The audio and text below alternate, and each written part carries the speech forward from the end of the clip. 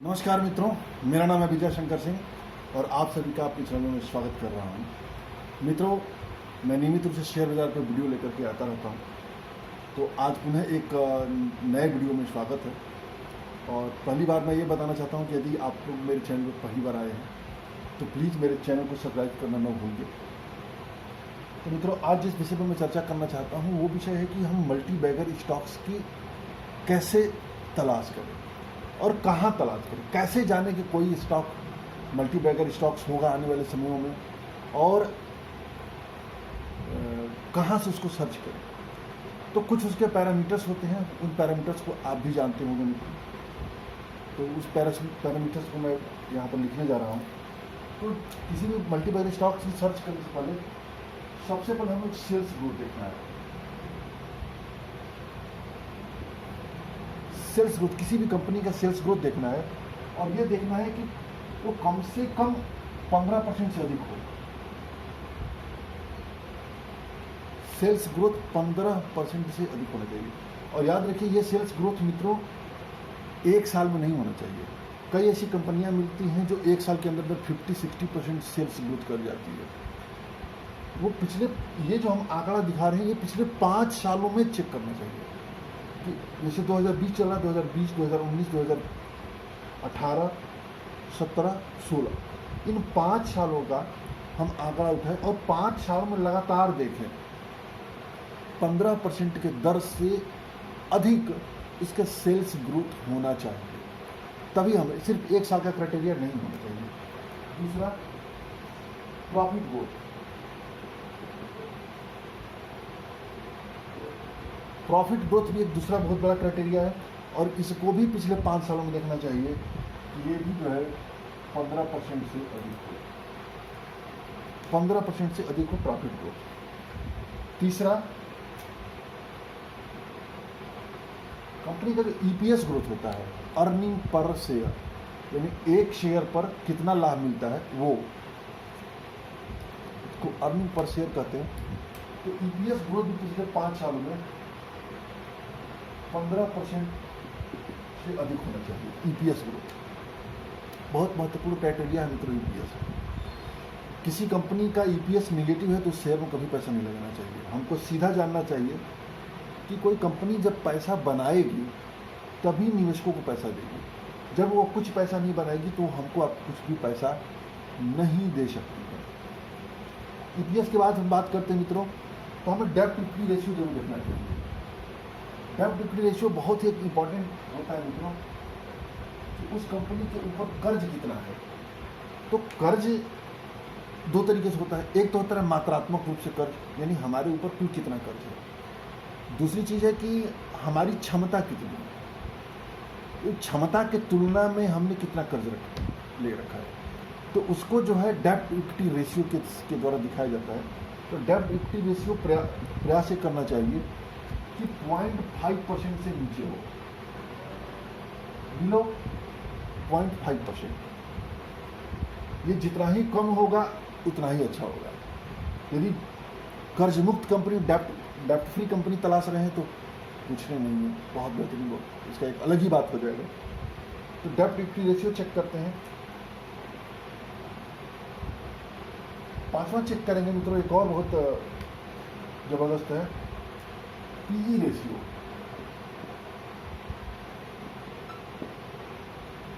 PE ratio क्या होता है? Price earning ratio.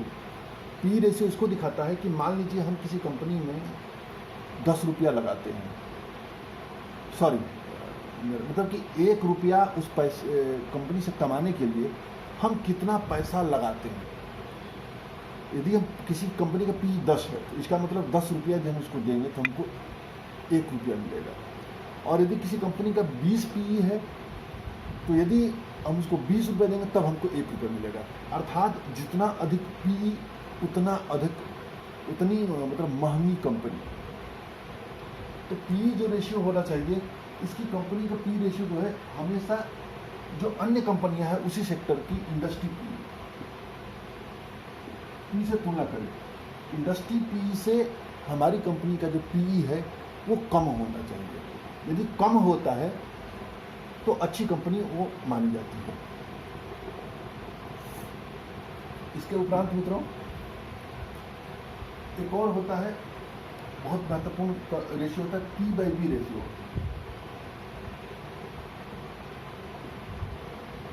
P/B मतलब कि price oblique book value ratio. Price यानी कि जो शेयर की वर्तमान कीमत है, और बुक वैल्यू मतलब उस कंपनी की यदि कोई दिक्कत परेशानी आती है तो सारी संपत्ति बेच दी जाए तो एक शेयर धारक को कितना पैसा मिलेगा, उसको बुक वैल्यू कहा जाता है। तो प्राइस में जब बुक वैल्यू से डिवाइड करते हैं तो वो P/B रेशियो प्राप्त होता है। तो P/B जो रेशियो है, कोशिश करिए कि 5 से कम हो, बिलो 5। ये भी P/B जितना ही कम होगा उतना ही अच्छा होगा, बहुत बेहतरीन होगा P/B। 7वें नंबर पर बात करें मित्रों, एक और बहुत बड़ा वो है कि market capital to sales.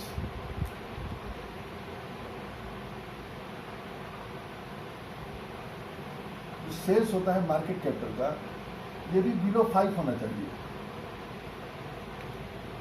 Market capital अभी सेल्स भी बिलो 5 होना चाहिए। ये भी बहुत बड़ा क्राइटेरिया हो कि कंपनी का टोटल सेल्स कितना है और मार्केट कैपिटल कितना है, दोनों को तुलनात्मक रूप से भी देखना चाहिए। मार्केट कैपिटल जैसा कि जानते हैं मित्रों कि कंपनी के जो शेयर भाव होते हैं वो, और उनके जो शेयरों की संख्या होती है, जब मल्टीप्लिकेशन करते हैं तो मार्केट कैपिटल प्राप्त होता है।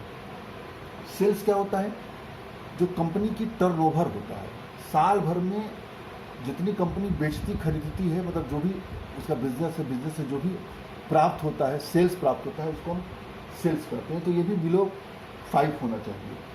अगली बार बात करें 8वें नंबर पर, तो एक और बहुत बड़ा क्राइटेरिया होता है मित्रों ROE, रिटर्न ऑन इक्विटी, कि जो कंपनी अपना पैसा लगा रखी है, जो इक्विटी लगा रखी है, उस इक्विटी पे उसको रिटर्न कितना प्राप्त होता है।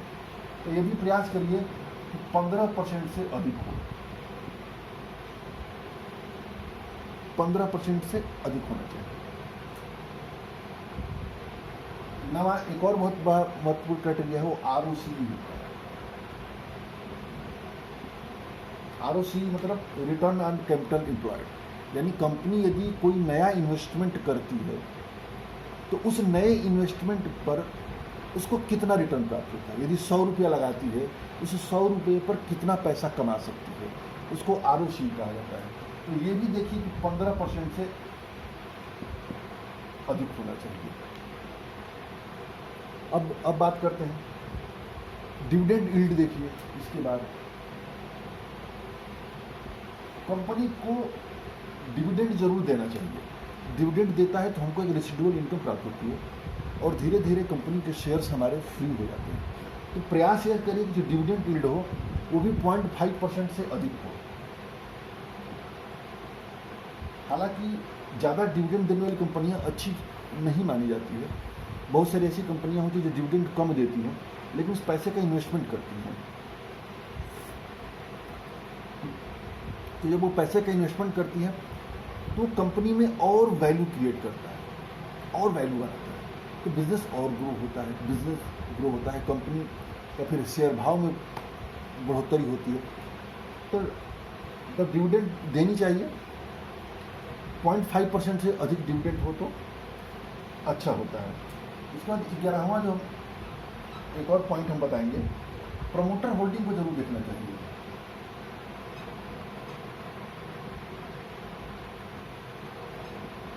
प्रयास यह करें तो प्रमोटर होल्डिंग 50% से अधिक हो। हालांकि ये जो क्राइटेरिया मैं बता रहा हूं मित्रों, ये क्राइटेरिया नई कंपनियों के सर्च में है। नई कंपनियों से आशय होता है, जो स्मॉल कैप कैटेगरी की कंपनियां होती है, जब हम वैल्यू बाइंग करते हैं तो कहीं जाकर के डीप में मार्केट के अंदर जो खरीदारी करने की सोचते हैं, बहुत ज़्यादा रिसर्च करते हैं अंदर जाकर के कंपनियों को, उसके लिए क्राइटेरिया है। और यदि आप लार्ज कैप कंपनियों को देखेंगे, जो ब्लू चिप कंपनियां होती हैं, उनमें से कई क्राइटेरिया तो उसमें पहले से फिट होती है। लेकिन प्रमोटर होल्डिंग देखेंगे तो कई कंपनियों में थोड़ा सा आप उसको देखेंगे तो लार्ज कैप कंपनियों में आपको कन्फ्यूजन होगा। जैसे इन्फोसिस को ले लीजिए, HDFC बैंक को ले लीजिए, आप आईटीसी को ले लीजिए, तो वहाँ पर थोड़ा सा देखना होगा कि जो हम कंपनी सर्च करें वो कंपनी किस कैटेगरी की है। ऐसा तो नहीं है नहीं कंपनी लार्ज कैप की ब्लू चिप कंपनी है और निफ्टी की कंपनी है, तो थोड़ा सा वहाँ पर देखना चाहिए। और सामान्यतया जिस कंपनी में होल्डिंग 50% के ऊपर हो वो शेयर लेने पे सही रहता है, क्योंकि प्रमोटर का स्टेक सही माना जाता है, होल्डिंग माना जाता है। और इसके बाद इसके उपरांत यदि 50% से कम है तो हमको ये देखना चाहिए कि पिछले के कुछ सालों के देखें कि क्या प्रमोटर की होल्डिंग बढ़ रही है कि नहीं बढ़ रही है। बढ़ रही है तब ओके करिए, यदि प्रमोटर होल्डिंग घट रही है तो फिर सतर्क हो जाइए। क्यों? क्योंकि जब कंपनी का प्रमोटर का कंपनी पर भरोसा नहीं है तो फिर हम आप कैसे भरोसा कर सकते हैं। तो हमें इसको भी जरूर देखना चाहिए। इसके उपरांत इसी में एक और चीज़ आता है, प्लेज शेयर, कि शेयर की गिरवी कितनी रखी गई है। ऐसा तो नहीं कि बहुत ज़्यादा गिरवी रख करके कर्ज ले रखा है, तो गिरवी यदि रखा हुआ है तो देखिए कितना परसेंटेज है, वो भी कम से कम होना चाहिए।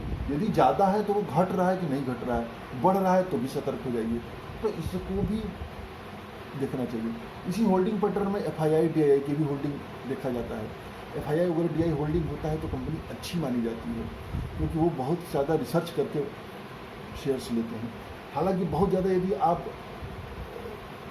गहराई में जाएंगे, मार्केट के बहुत नीचे जाकर के शेयर तलाशेंगे, तो कई सी कंपनियां होती हैं जिसमें DII FII वगैरह इन्वेस्टमेंट कुछ नहीं होता है, लेकिन आने वाले समय में बहुत बड़ी कंपनी साबित होती है।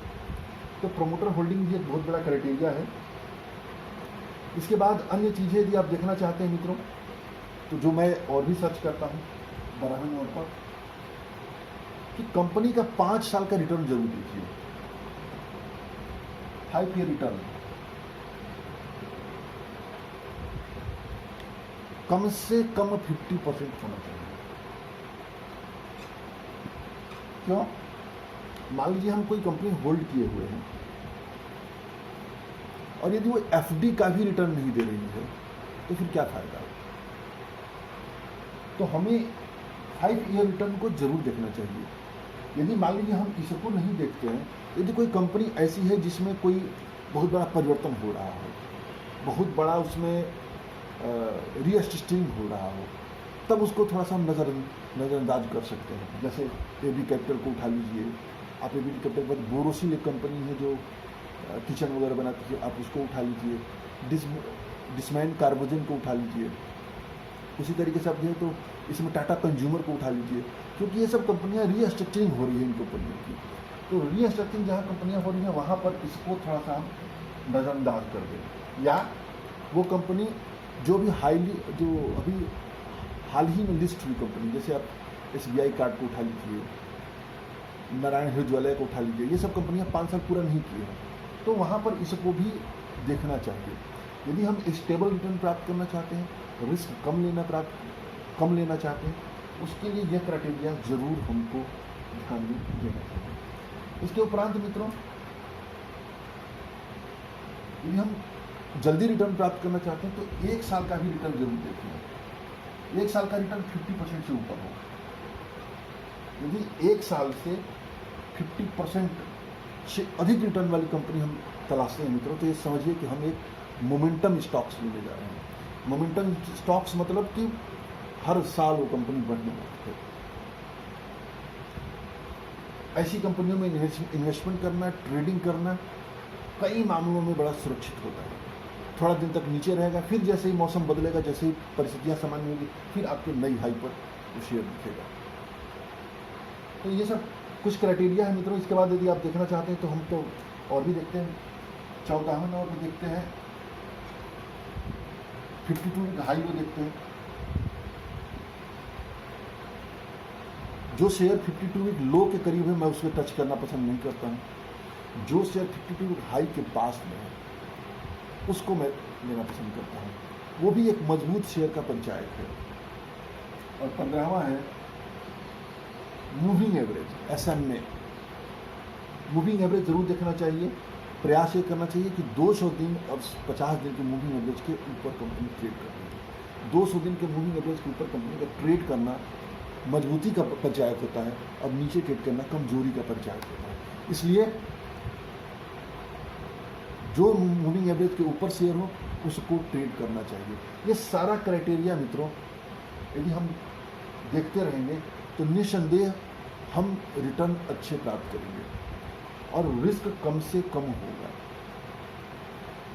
और इसके बाद ये सब चीज़ें तो हमने देख लिया, अब हम सवाल ये पैदा होता है कि इन सब चीज़ों को हम देखें कहाँ से।